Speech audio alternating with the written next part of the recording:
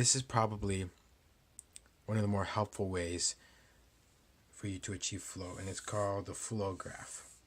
And basically, it is a channel called the flow channel,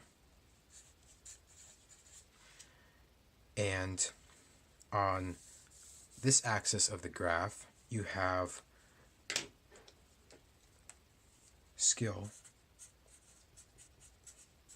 and on this axis of the graph you have challenge. Okay, so when a task is just right, when your skill level at a task matches the challenge of the task, you'll be in flow. And that is that wonderful experience where you're lost in the moment. But if your task happens to be very challenging, up here let's say, it's a very challenging task, but your skill level is very low for that level of challenge, then you'll be anxious.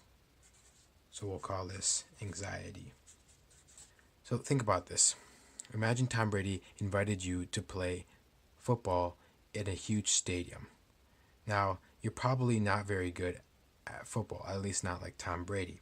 So your skill level is very low, but the challenge is very high. Tom Brady is one of the best football players in the world.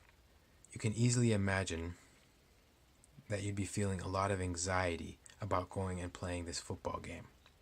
On the other hand, if, say, you were challenged to a race with a 5-year-old, the challenge level is very low because it's a 5-year-old who can't run very fast, and your skill level, at least compared to that 5-year-old, is pretty high.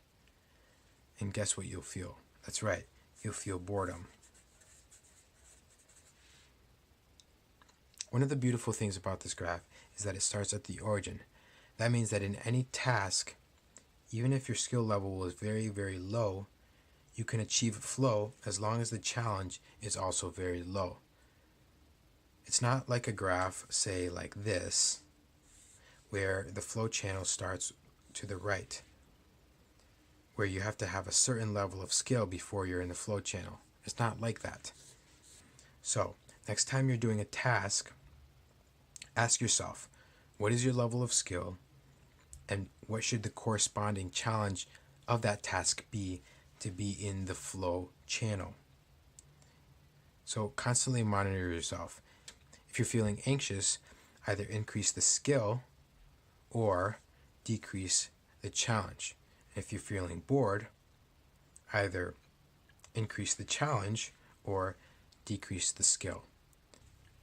And if at some point you forget to ask yourself these questions, it's because you're lost in the moment. There's a link in the description to buy this national bestseller, Flow, The Psychology of Optimal Experience, by the renowned psychologist who pioneered the discovery of this state of mind. There's also a link to the TED Talk by that psychologist so you can learn more about flow.